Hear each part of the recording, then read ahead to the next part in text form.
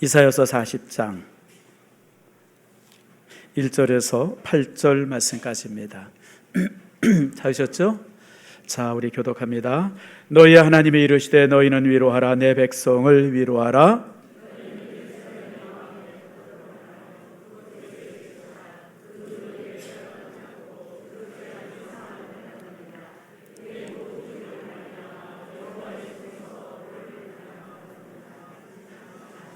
외치는 자의 소리여 이르되 너희는 광야에서 여호와의 길을 예비하라.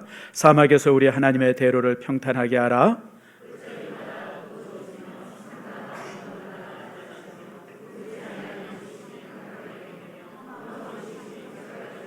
여호와의 영광이 나타나고 모든 육체가 그곳을 함께 보리라.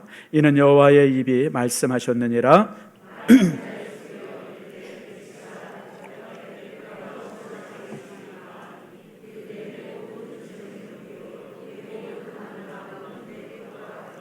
푸른 마르고 꽃이 시듬은 여호와의 기운이 그 위에 붐이라. 이 백성은 실로 풀이로다.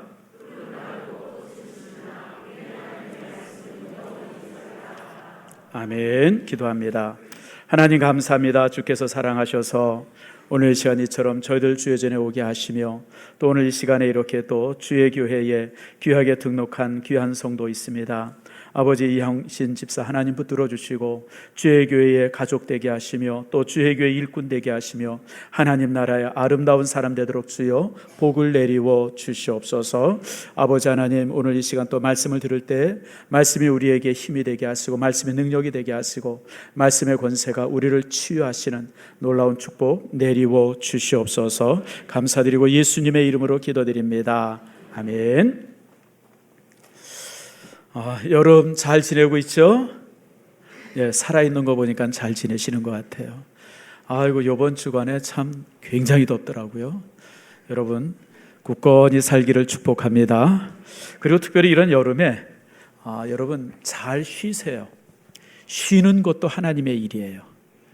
여러분 잘 쉰 사람이 큰일 합니다. 쉬지 못하고 열심히 일하면 좋은 것 같은데요, 아니에요. 예수님도 마태복음 16장에 보면 쉬러 빌립보 지역에 갔어요. 거기서 제자들과 함께 쉬면서 또 신앙의 고백도 들으시고 그러셨습니다. 그래서 여러분 쉬는 것도 하나님의 일이다 라고 하는 걸 기억하시고요.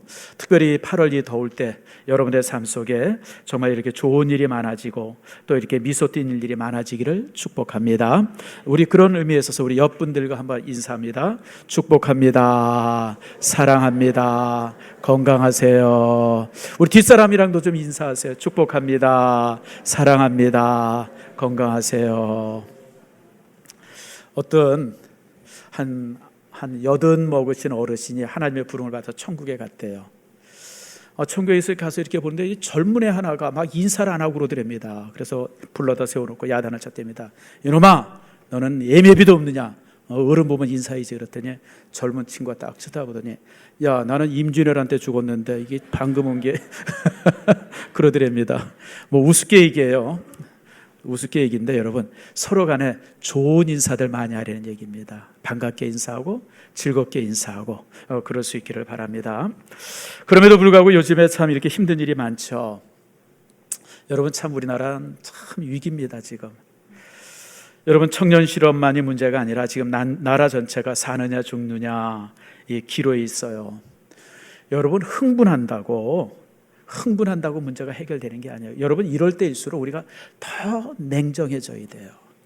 나는 우리 민족이 왜 이렇게 흥분하는지. 그러니까 우리나라 민족이 에너지가 많아요. 에너지가. 이 에너지가 많은데 이런 에너지들을 분노와 흥분과 막 이런 거로 에너지를 써요.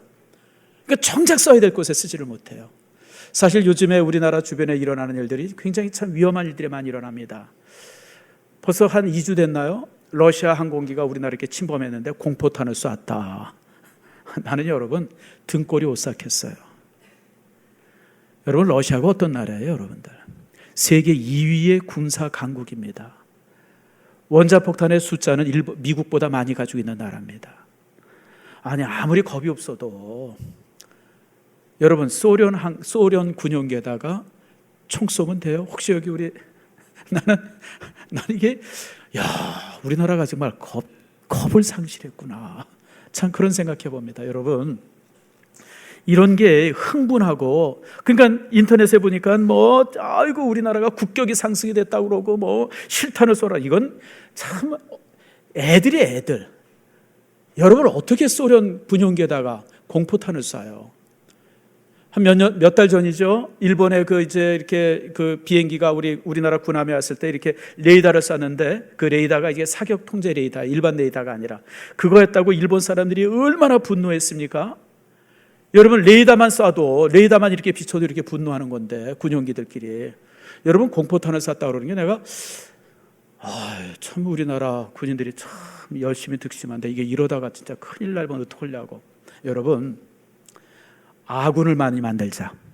이게요 인생을 승리하는 방법입니다. 내 옆에 좋은 친구들, 내 편인 사람들이 많아야 직장에서도 승리하고요. 여러분 우리 사업도 승리하는 거예요. 여러분들 그냥 주변에 원수들만 만들어. 원수들만. 중국이랑 원수되고 소련이랑 원수되고 북한이랑 원수되고 일본이랑 원수되고 좀 미국이랑도 원수될 것 같아요. 제가 어떻게 하려고 그래 도대체. 근데 좌파들의 특징이 선동에 능해요. 선동에. 죽창 들고 나가자 그러고 무슨 12척의 배가 있다. 여러분 이게 애들 장난도 아니고, 여러분 이게 정말 얼마나 심각한 문제인데 우리나라가. 여러분 정신 똑바로 차려야 돼요. 우리 믿음의 사람들이 이런 상황에서 같이 흥분하고 같이 욕하고 막 같이 화내고 여러분 분노하고 그러면 안 돼요. 여러분들 경제 문제도 참 심각하지 않습니까? 여러분 사실 우리가 냉정하게 현실을 봐야 돼요. 냉정하게 봐야죠. 자 여러분 우리 봅시다. 일본이라고 하는 나라는요, 여러분 70년 전 80년 전만 해도 아시아의 절반을 다스렸던 나라입니다. 버마까지 점령했던 나라예요. 여러분들. 그리고 미국이랑 맞짱떴던 나라입니다. 실질적으로 여러분 일본이랑 미국이랑 이렇게 미드웨이 해전에서 일본이 작전이 패착이 돼가지고 거기서 이 일본의 군함이 몇 대 이게 항공모함이 이렇게 파괴되는 바람에 태평양의 전쟁이 확 바뀐 거예요. 만약에 미드웨이 해전에서요 미국이 그냥 일본이 승리했다고 그러면요 2차 대전은 이렇게 안 끝났습니다. 여러분들 그 미드웨이 해전 한 번 지는 바람에 일본이 정말 이렇게 되어진 거죠. 그러니까 일본은 여러분 솔직히 말해서 되게 강국입니다. 군사적으로도 강국이고요. 밉지만 정말 때려 죽이고 싶을 정도로 밉지만 여러분 강국이에요. 기술도 그렇고요. 모든 게 그렇고. 솔직히 얘기하면 우리나라의 모든 산업이 일본의 기초를 두고 있지 않습니까? 여러분 전자산업 다 일본 거 베낀 거예요. 그래가지고 우리가 일본을 넘어선 거죠. 자동차 산업도 마찬가지고 가전 산업도 마찬 거죠. 우리가 가지고 있는 모든 산업의 뿌리는 사실은 일본입니다. 참 부끄럽고 창피하지만 그게 현실이에요. 근데 지금 일본이 그 싹을 자르겠다는 거예요. 이럴 때 우리가 흥분하면 안 돼요. 여러분 싸움할 때는 어떻게 해야 돼요? 흥분하면 지는 사람이에요. 개들도요 큰 개랑 작은 개 붙는 거 이렇게 싸우는 거 한번 보세요. 누가 왕왕 짖어요? 여기 조그만 개가 짖죠. 한 입거리도 안 되는 게. 우리가 지금 그런 현실의 모습을 보이면 안 됩니다. 이럴수록 우리가 더 냉정해야 되고 국익을 위해서 어떻게 해야 되느냐라고 하는 아주 냉철한 판단이 지도자들 속에 있어야 돼요.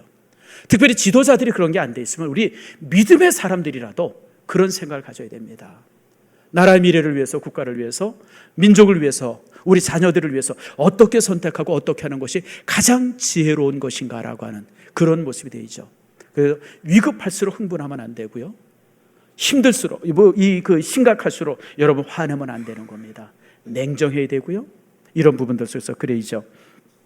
여러분 아무튼 솔로몬의 지혜가 필요한 참 그런 시대, 그런 시점이 아닌가라고 하는 생각을 해봅니다. 특별히 여러분 정말 우리가 기도해야 되는데 주변의 나라들을 적으로 만들면 안 됩니다. 우군을 많이 만들어야 됩니다. 특별히 이 국경을 맞대고 있는 나라들을 우군으로 만들어야 나라가 편안합니다. 역사적으로 보면요 국경을 맞대고 있는 나라가 친한 나라가 하나도 없습니다. 그거는 역사적 진실입니다. 자 여러분 영국이랑 프랑스랑 얼마나 서로 싸웁니까? 심지어는 100년 동안 전쟁을 해서 전쟁 이름이 100년 전쟁이라고 있었어요. 잔다르크라든지 무슨 이런 게 다 그때 나왔던 사람들 얘기예요. 100년 동안 전쟁을 해요. 여러분 프랑스랑 독일은 얼마나 또 서로 미워합니까? 여러분 이 프랑스가 군사적으로 강해지면 제일 먼저 침략하는 게 독일이었었어요. 독일도 군사적으로 강국이 되어지고 꼭 프랑스 먼저 침략했습니다. 나폴레옹이 그랬고요. 여러분, 이 프로이센 제국이 제일 먼저 침략한 게 또 이 프랑스예요. 그래가지고 여러분들 서로 그렇게 서로 안 친했어요. 국경을 맞대고 있는 나라는 다 안 친합니다, 여러분들. 우리도 여러분 중국이랑 얼마나 그동안 안 친했습니까? 여러분, 중국 끊임없이 중국 쪽으로부터 우리가 침략당하고 그러고 살아왔던 게 우리 아니에요. 일본도 마찬가지. 이게 왜냐하면 국경을 맞대고 있어서, 국경을 맞대고 있어서 그래요. 그러나 여러분, 국경을 맞대고 있을지라도 국익을 위해서 화해해야 돼요. 국익을 위해서, 상생을 위해서. 여러분, 우리가 이제 그 2차 대전이 끝나고 나서 독일 사람들은 철저하게 자기 죄에 대해서 이렇게 회개했다고 생각하고, 일본 사람은 그러지 않았다. 뭐 그러면서 이제 우리가 이제 이렇게 이제 일본 사람들에 대해서 이렇게 저렇게 그러지 않아요? 근데 여러분 아세요? 실질적으로 엄밀하게 따지면 독일 사람들이 더 청산을 안 합니다. 독일 사람은 무서운 사람들입니다. 여러분, 일본 사람보다 더 무섭습니다. 실제 2차 대전이 끝나고 나서 새로운 제국이 만들어지는 독일의 모든 공무원들은, 모든, 특별히 여러분 경찰, 또 사법부에 있는 사람들, 이런 모든 사람들은 나치 때 했던 그 사람들, 그들을 모두가 끝나고 나서 소속 정부의 관리들이 됩니다. 그러니까 이 명찰만 바꿉니다. 명찰만. 옛날에는 여기다 나치 붙이고 다니는데 이제 빼고 뭐예요? 그래서 여러분 아이만 아시죠, 여러분들? 2차 대전 때 여러분 그 아이슈비츠에서 이 유대인들을 죽이는데 가장 많은 유대인을 죽였던 사람이 아이히만 아닙니까? 아이히만이 아르헨티나에 있다는 것을 독일의 변호사가 알아요. 그래서 그를 체포하려고 하는데, 그를 체포하려고 할 때 가장 많이 방해한 곳이 어딘 줄 아십니까? 독일 사법부입니다. 왜냐면 옛날에 다 나치였기 때문에 아이만 잡히는 걸 제일 많이 방해를 해요. 그래서 이 사람이 그 자료를 들고 어디를 가냐면 이스라엘로 간 거예요. 이스라엘을 가가지고 이스라엘의 모사드에게 그걸 이제 자료를 줍니다. 그래서 모사드가 가서 잡아옵니다. 독일 사람들은요, 실질적으로 가장 많이 그 청산 안 한 사람이 어떻게 생각하면 여러분 독일 사람이에요. 그런데 우리는 청산을 했다고 생각하잖아요. 특별히 뭐 때문에 그러냐면 여러분 브란트 수상 때문에 그렇습니다. 70몇 년도죠. 브란트 수상이 이제 아이슈비츠에 가가지고 무릎을 딱 꿇고 아이슈비츠에서 정말 이렇게 유대인들 학살한 것을 사과하는 장면이 사진으로 아주 멋있게 나와 있어요. 그게 아주 세계적인 사진 중에 하나입니다. 여러분 어떻게 생각하세요? 세계 많은 사람들은 그 장면, 한 장면의 사진을 가지고 독일이 철저하게 이제 과거를 청산했다라고 제가 얘기를 합니다만은 저는 그렇게 보지 않아요. 물론 그것도 맞아요. 그러나 이면이 있습니다. 브란트는 철저하게 정치인입니다. 이렇게 세계인들 앞에 이런 모습을 보이지 않으면 독일이 이제 이 주변 나라로부터 패망할 것이라고 하는 사실을 브란트가 알았어요. 그래서 가서 무릎을 꿇으면서, 여러분 정치인이 무릎을 꿇는다는 게 얼마나 참 이게 부끄러운 일이에요. 무릎 꿇으면서 다 사죄하는 모습을 보이면서 이제 독일이 과거를 모두 청산했다. 이제 그러니까 우리 독일을 도와달라. 그래서 사실 주변의 나라들이 독일을 돕기 시작했고, 그러면서 이제 독일이 지금의 독일이 되어진 겁니다. 여러분, 정치는 무서운 겁니다. 우리가 감정적으로, 감상적으로 생각하는 것 이상의 것이 정치인들의 모습들이죠. 저는 그래서 일본과 우리의 관계들도 우리가 정말 냉철하게 바라봐야 돼요. 여러분, 우리는 독일 사람들이 2차 대전에 유대인들을 600만 죽였다라고 하는 건 알지만, 실질적으로 여러분 독일과 이 국경을 맞대고 있는 헝가리 사람들을 얼마를 죽이냐면 300만을 죽입니다. 그걸 우리가 잘 몰라요. 그냥 막 이렇게 얘기돼서 600만 죽였다는 거, 수용소에서 600만 죽였다는 것만 아는데, 실제 여러분 독일 사람들은 헝가리에 가서 헝가리 민간인들만 600만을 죽임, 300만을 죽입니다. 여러분 소련과 전쟁해가지고 소련에서는 1200만인가 죽습니다. 1200만을 죽입니다. 독일군들이. 독일 사람도 1000만이 넘게 죽고요. 뭐 프랑스 사람들 뭐 무수히 많이 죽죠. 혹시 여러분 아주 오래된 영화인데 비창이라는 영화 아세요? 프랑스 영화인데 한 50년 정도 된 얘기입니다. 제가 예전에 그 영화를 처음 볼 때 비창 그러니까 무슨 생각이 딱 나요. 베토벤의 이제 피아노 비창이 생각이. 난 그래서 무슨 뭐 멜로드라마인 줄 알았어요. 막 연애하고 사랑하고 그런. 근데 딱 영화를 보니까 이게 멜로드라마 영화가 아니라 전쟁 영화예요. 거기 주인공이 뭐 하는 사람이냐면 파리에서 이제 치과 의사 하던 사람이에요. 치과 2차 대전 때. 그래서 치과 의사를 하다가 시간이 돼가지고 고향에 가려고 고향을 딱 가봤는데 그 산마루에 고향이 하나 있는데 그 고향 사람들이 독일 사람에 의해서 다 불타서 죽어요. 한 마을 전체가 다 불태워 죽이는 거예요. 독일 사람들이 화염 방사기 가져와가지고 레지스탕스에 협조했다 그냥 다 태워 죽이는 거예요. 자기 고향 사람들이 다 죽은 거예요. 그러니까 그걸 바라보고 이제 이 친구는 이제 거기가 고향이니까 지형도 잘 알고 이러면서 거기에 남아있는 독일 군들을 한 명 한 명 죽여가는 영화가 그 비창이었었어요. 저는 그 당시 그 영화를 보면서 야, 일본 놈도 우리한테 참 나쁘게 했지만 독일 사람들이 프랑스인들한테 너무너무 나쁘게 했구나. 어떻게 저렇게 사람을 죽인단 말인가. 그냥 레지스탕스에 협력했다고 그냥 다 그냥 화염 방사로 불태워 죽이는 거예요. 그런데 요즘에 독일이랑 프랑스가 어때요? 되게 친해요, 여러분들. 되게 가까워요, 여러분들. 이런저런 문제에서 항상 협력하고요. 뭐 경제 문제에 대해서 아주 쫙 붙어 있어요. 왜 그럴까요? 감정을 접고 이제 나라가 상생해야 된다고 하는 이유 때문에 그래요.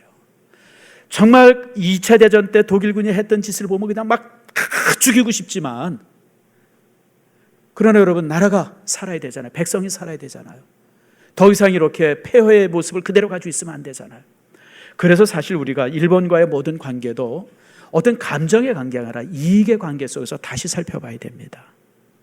우리가 막 선동되지 않고 막 이런 속에서 우리가 흥분되지 말고 정말 냉정한 모습으로 이 시대와 이 상황을 보면서 이제 좀 더 다른 모습을 봐야죠. 오늘 본문이 우리에게 그걸 말씀해 주고 있어요. 여러분 이사야서가 쓰여질 이 당시에 이스라엘 백성들은 말할 수 없이 고통 속에 있었어요.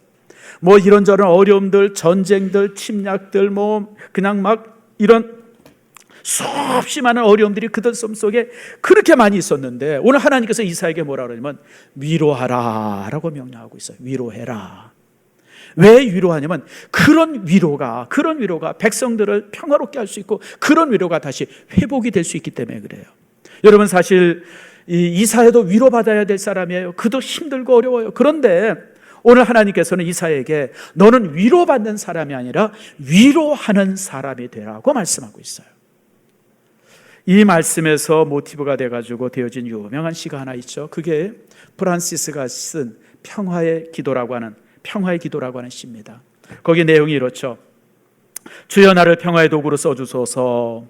미움이 있는 곳에 사랑을, 상처가 있는 곳에 용서를, 분열이 있는 곳에 일치를, 의욕이 있는 곳에 믿음을 심게 하소서. 근데 그 다음이 중요해요. 위로받기보다는 위로하며, 이해받기보다는 이해하며, 사랑받기보다는 사랑하게 해 주시옵소서. 주여 나를 평화의 도구로 써주소서. 무슨 얘기예요? 막 분유하고 시끄럽고 막 이러더라도 내가 위로받기보다는 위로하고 사랑받기보다는 사랑하고 이해받기보다는 이해하면 이런 모습으로 우리가 우리의 삶의 자세를 바꿀 때 우리의 인생과 우리의 삶에 평화가 주어진다고 하는 거예요.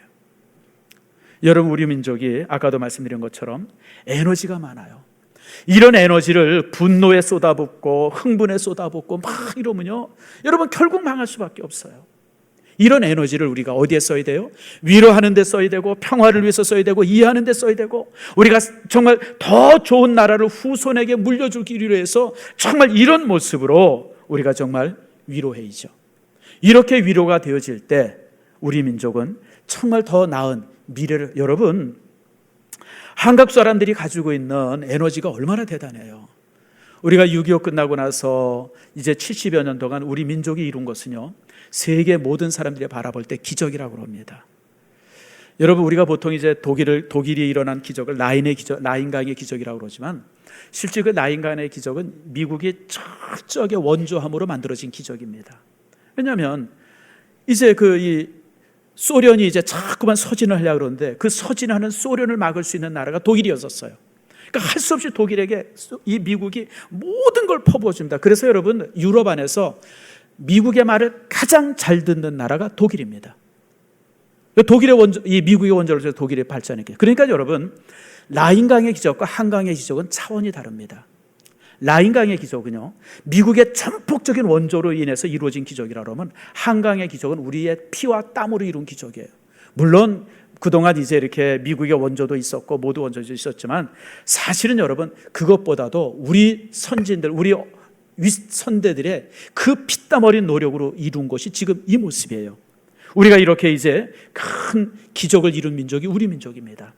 그런데 우리가 이렇게 에너지가 많고 그리고 에너지가 긍정적으로만 이렇게 품어지면 우린 기적을 만들 수 있는 민족인데 요즘 우리의 에너지들이 이 분노로, 증오로, 미움으로 이게 막 풀어지는 것 같아서 제가 걱정이 많아요. 우리가 가지고 있는 이 에너지를 미움으로 푸는 게 아니라 분노로 푸는 게 아니라 오늘 본문에 있는 말씀처럼 위로하는 사람이 되어야 돼요. 이 땅에 평화를 가져오는 사람이 되어야 돼요. 더 이상 분노를 자제하고 분노를 감추고 분노를 이렇게 죽이고 이 속에 평화를 가져올 수 있는 사람들, 그게 바로 우리가 되어야 합니다. 사랑하는 성도 여러분, 오늘 여기 본문의 말씀에 위로하라라고 하는 이 말씀이 여러분에게 주어지는 그런 말씀이 되기를 원합니다. 특별히 여러분, 이런 위로는 진심이죠. 2절 말씀 보세요. 너희는 예루살렘의 마음에 닿도록 말하며. 여러분, 위로하되 마음에 닿도록 위로해야 돼요. 마음에 닿도록 위로해야 돼요. 진심을 가지고 위로해야죠. 저는 이 말씀을 묵상할 때 언뜻 생각난 게 요나단과 다윗의 위로예요. 여러분, 다윗이 사울 임금의 이 미움 때문에 얼마나 고생을 합니까? 사울 임금이 다윗을 죽이려고 백방의 노력을 하잖아요. 그럴 때 그것을 가로막고 섰던 게 누구냐면 요나단입니다. 왜냐하면 요나단은 다윗과 진짜 친한 친구였었어요. 그러니까 요나단이 끝까지 막아요. 아버지 다윗이 그런 사람 아니에요. 다윗은 아버지에게 충성하는 사람 아니에요. 왜 다윗을 죽이려고 그래? 그것을 막아. 그랬더니 이 사울이 화가 나가지고 이런 애비 없는 자식, 애미 없는 자식, 그냥 온갖 욕을 다 퍼부면서 요나단까지 죽이려고 그래요. 그러니까 요나단이 더 이상 아버지를 설득할 수 없다고 하는 사실을 알게 되어지죠. 그러니까 이제 다윗을 만납니다. 이게 초원에서 큰 바위 옆에서 둘이 만나요. 무릎을 꿇고 위에서 서로 기도합니다. 그리고 요나단이 뭐라 그러냐면, 다윗이요, 하나님께서 당신을 왕으로 삼아주실 겁니다. 내가 이 사실을 압니다. 여러분, 차기 왕 될 사람은 누구냐면 요나단이었었어요. 요나단이 황태자였기 때문에. 그런데 요나단은 자신의 모든 것이 버려진다고 하는 사실을 알았어요. 다윗이 왕이 될 사실을 알았어요. 다윗, 당신이 왕 될 겁니다. 하나님이 당신과 함께 합니다. 그러면서 붙들고 한없이 울어요. 펑펑 울어요. 그렇게 울 때 그 울음 속에서, 그 요나단의 눈물 속에서 다윗이 힐링이 되어집니다. 회복이 되어지죠. 그래서 다시 저가 힘을 얻고 용기를 얻어서 다시 저가 이제 도망자로서 이렇게 살게 되어집니다. 여러분, 무슨 얘기냐면 우리가 누구를 위로할 때 진심 어린 위로가 있어야 돼요. 정말 진심의 위로가 항상 있어지고 그런 진심의 위로들이 정말 이 땅에 평화를 가져오는 그런 축복이 있기를 꼭 바랍니다. 자, 두 번째는 이제 여호와의 길을 예비하라라고 하는 말씀이 있어요. 여호와의 길을 예비하라. 자, 3절 말씀 보세요. 외치는 자의 소리에 이르되 너희는 광야에서 여호와의 길을 예비하라. 그리고 4절에 보니까 골짜기마다 돋아지며 산마다 낮아지며 이 언덕마다 낮아지고 그 다음에 이제 이렇게 고르지 않은 것이 평탄케 되어지고. 이게 뭐예요? 막 시끄럽고 정신이 없어요. 죄악이 관영해요. 높은 사람 낮은 사람이 막 그래. 그럴 때 우리 믿음의 사람들은 그것을 평탄케 하는 일을 해야 된다는 거예요. 높은 산들을 막 깎아내려서 평지로 만들고 깊은 골짜기에 흙을 매가지고 평지를 만들고 막 돌에 그냥 막 이 길에 그냥 돌 굴러다니고 이런 거 다 치워서 평탄한 길을 만드는 일들, 이것을 교회가 하라라고 하는 말씀입니다. 사랑하는 성도 여러분, 지금 세상이 얼마나 정신이 없습니까? 뭐가 옳은 건지 모를 정도로 막 정말 시끄럽고 막 이러죠. 이럴 때일수록 우리 믿음의 사람들이 정말 평탄케 하는 일들을 해야 돼요. 우리가 같이 막 미워하고 증오하고 욕하고 그러는 사람이 아니라 우리는 이 땅을 평탄케 하는 사람들이에요. 평탄케 하는 사람들. 여러분, 높은 것들이 낮아지게 하고, 높은 것이 낮아진다고 하는 것은 교만한 사람들, 높은 사람들, 이런 사람들이 낮아지게 하고, 골짜기, 다시 말하면 이제 가난하고 고통받고 아파하는 사람들, 그런 사람들을 다시 높여주고, 그런 사람들이 높아지고, 그리고 막 시끄럽고 이런 부분들이 깨끗하게 되어지는 그런 모습이 되라고 오늘 이제 말씀합니다. 그리고 이제 마지막에 6절 말씀입니다. 외치라고 그러죠. 자, 6절 말씀 봅시다. 말하는 자여 소리여 이르되 외치라. 뭘 외치냐면 8절입니다. 8절 말씀을 같이 한번 읽으십시다. 시작. 풀은 마르고 꽃은 시드나 우리 하나님의 말씀은 영원히 서리라 하라. 이게 뭐냐면 지금 막 아름답게 피어있고 지금 막 그냥 막 세워있는 이런 것들이 결국은 다 사라질 것이다. 그리고 나서 하나님의 말씀, 다시 말해 하나님의 계획, 하나님의 뜻만이 영원히 서게 될 것이라고 하는 사실을 백성들에게 외치라라고 요구하고 있습니다. 자, 이런 내용입니다. 오늘 이 40장 1절에서 8절 말씀은 아주 간략하게 요약하면 지금 막 나라가 시끄럽고 정신이 없어 이럴 때 우리 믿음의 사람들이 그들과 함께 똑같이 막 시끄럽고 정신없고 막 욕하고 분노하고 증오하고 막 그러지 말고 믿음의 사람은 정신을 차리라는 거예요. 그러면서 그 사람들에게 평화를 가져올 수 있도록 그 사람의 삶과 마음의 평화가 있을 수 있도록 그들을 위로하고 격려하고 그들을 도와주려는 거예요. 그리고 나서 모든 분유한 것들을 잠잠하게 잠재우려는 거예요. 시끄러운 것들 그런 것들을 잠재우고 그리고 나서 선포하는데 하나님의 나라가 영원히 설 것을, 하나님의 뜻이 이 땅에 영원히 설 것을, 그것을 선포하라라고 하는 그런 말씀이 되어집니다. 사랑하는 성도 여러분, 지금 우리 믿음의 사람들의 이런 올바른 생각들이 참 필요한 때입니다. 저는 사실 요즘에 이제 우리나라의 이런 여러 현상을 바라보면서 두려움도 있고 걱정도 많습니다. 솔직히 저는 가장 큰 관심은 하나입니다. 다음 세대에 좋은 나라를 물려주는 그런 세대가 되자라고 하는 것이 제 마음입니다. 여러분, 우리 선대들, 우리 부모님 세대가 얼마나 피땀 흘려서 지금 이만큼 만들었습니까? 그래서 우리는 부모님 세대로부터 정말 좋은 걸 물려받았고 지금 우리가 누리는 이 풍요로움은 우리 아버지 세대의 땀과 그 피로 만들어진 거예요. 근데 이제 우리 다음 세대, 우리 자녀 세대에 우리 나라를 물려줘야 돼요. 근데 여러분, 우리 자녀 세대에 좋은 나라 물려줘야 되지 않겠어요? 우리 자녀 세대에 더 좋은 나라 물려줘야 돼요. 그러기 위해서 우리가 정말 이 나라를 정말 하나님이 통치하는 나라, 하나님께서 다스리는 나라, 하나님이 관리하는 나라로 만들어야 돼요. 그럴 때 우리는 다음 세대에 더 좋은 나라를 물려줄 수 있어요. 특별히 여러분, 우리가 가지고 있는 우리 교회의 소망, 또 이 민족의 소망이 뭐냐면 제사장적 국가예요. 제사장적 국가.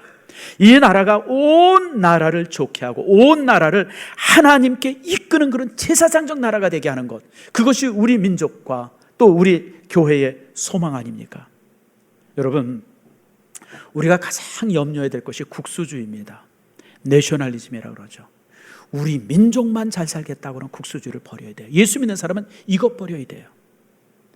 여러분, 우리만 잘 되면 안 돼요. 중국도 잘 돼야 되고 북한도 잘 돼야 돼요. 여러분, 북한 사람들 저렇게 못 사는 거 보고 여러분 고소합니까? 여러분, 그렇다면 여러분 믿음의 사람 아니에요. 난 중국 사람, 이 북한 사람들 볼 때마다 너무너무 가슴이 아파요. 저렇게 살면 안 돼요, 여러분. 인간이 어떻게 저렇게 살아요, 여러분들. 그들도 잘 살아야 돼요. 우리만큼 잘 살아야 돼요, 여러분들. 통일 안 되면 어때요, 여러분들? 그들이 풍요하고 넉넉하게 살 수 있다고 그러면 나는 그게 훨씬 더 좋은 것 같아요. 여러분, 중국도 잘 살아야 돼요. 일본도 잘 살아야 합니다.